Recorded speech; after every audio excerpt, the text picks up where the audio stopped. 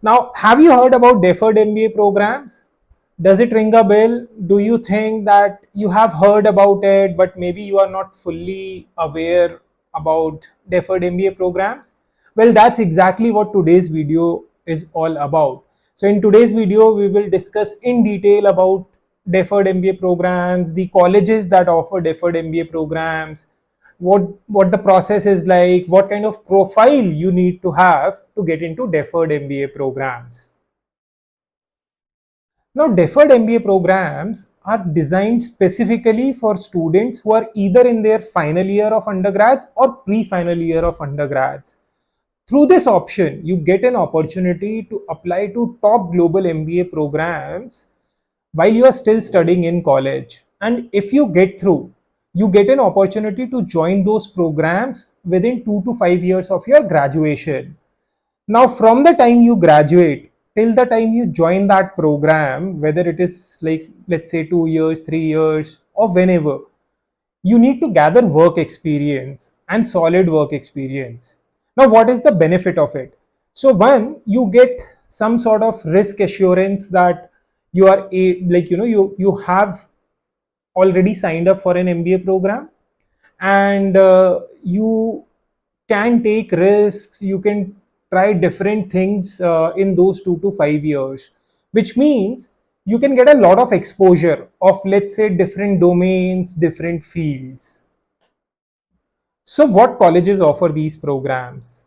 Harvard, Stanford, Chicago Booth, Yale, Wharton, Kellogg, all your M7s, and then you have Darden, and even Indian School of Business, which is ISB, offers a deferred MBA program in the form of YLP, now called Young Leaders Program. Now, what's the most important aspect of submitting an application? It is deadlines.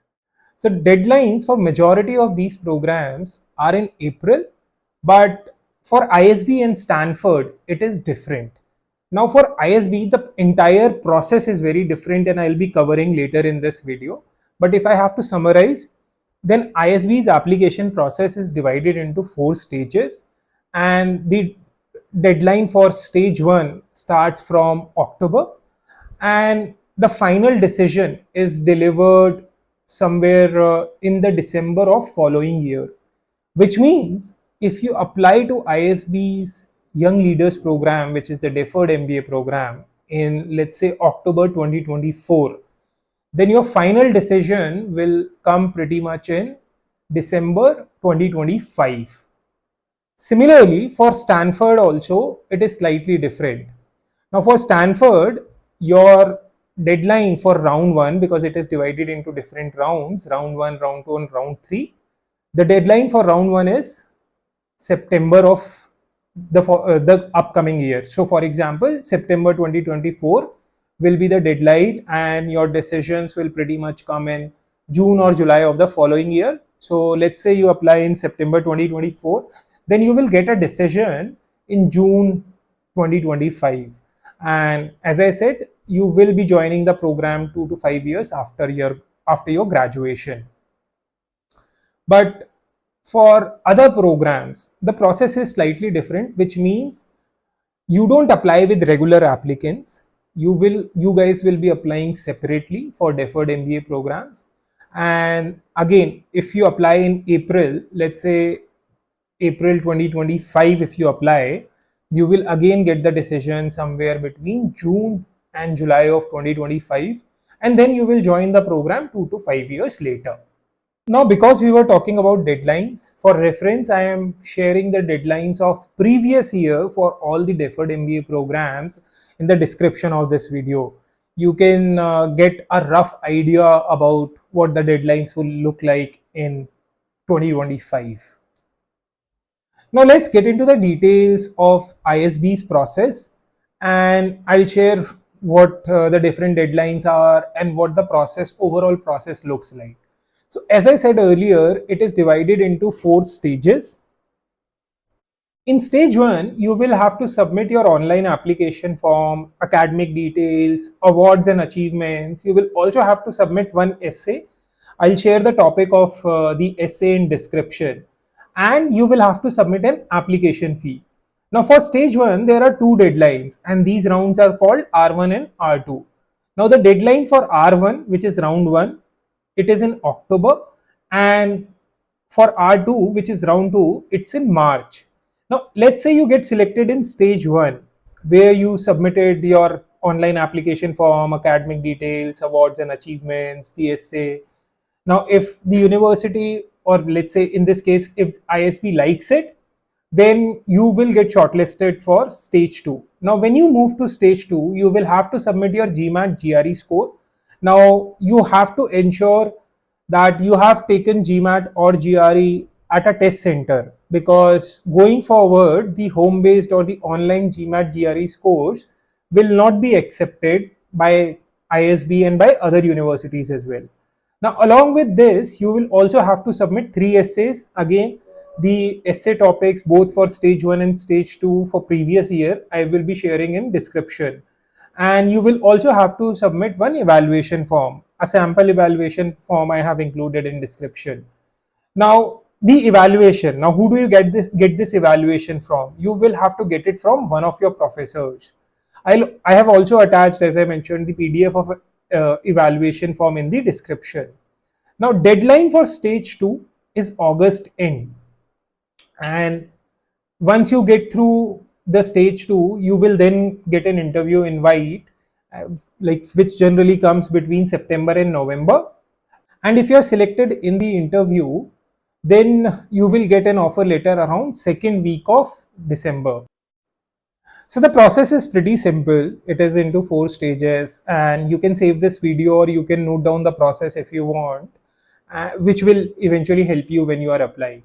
Now let's take example of one US business school, because the process here is even more streamlined. Now for US business schools, you will have to be in final year of your bachelor's degree or a joint bachelor graduate program.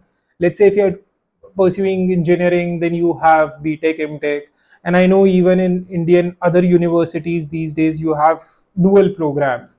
So you have to ensure that you started your graduate program immediately after your bachelor's degree, and there was no gap in between, which means you didn't work full time before starting your graduate program. Now you can include internships and co-ops if you want, because those are acceptable.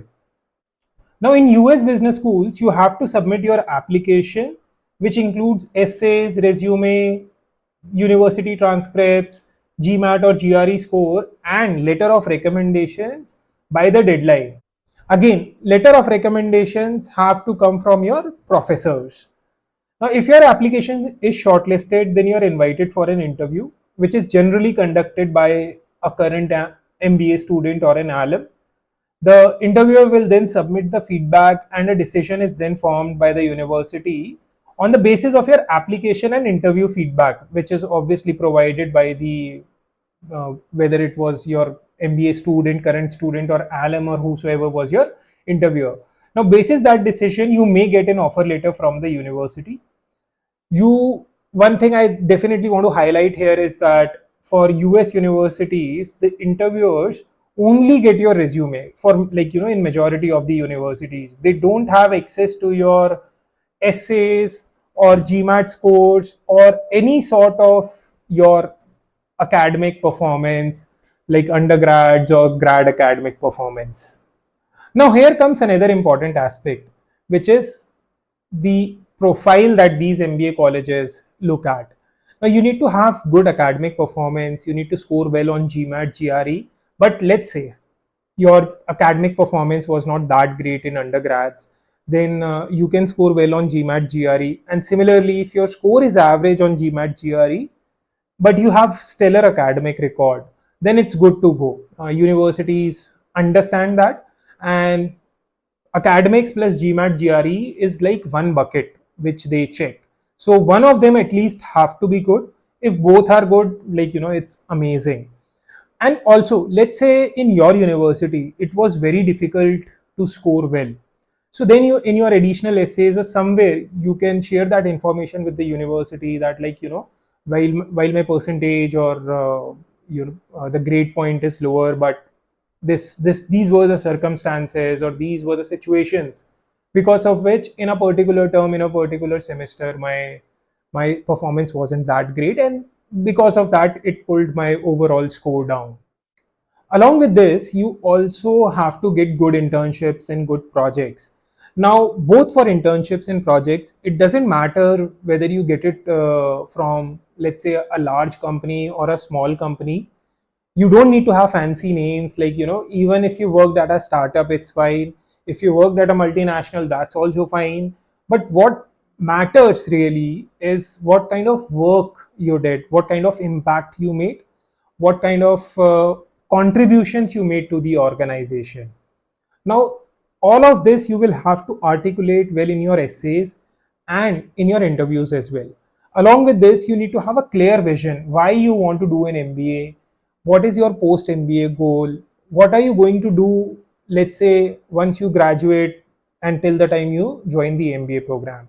So all of these parameters are generally checked by the university and by the interviewers. Now, I hope you got good insights from this video. Please like it and please share it with all your friends.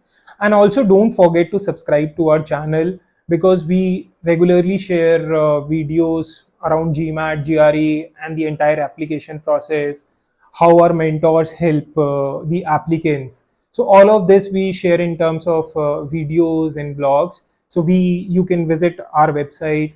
We have Instagram handle, we have LinkedIn handle. So all of that is already included in the description of this video. Do follow us, and all the best for your process.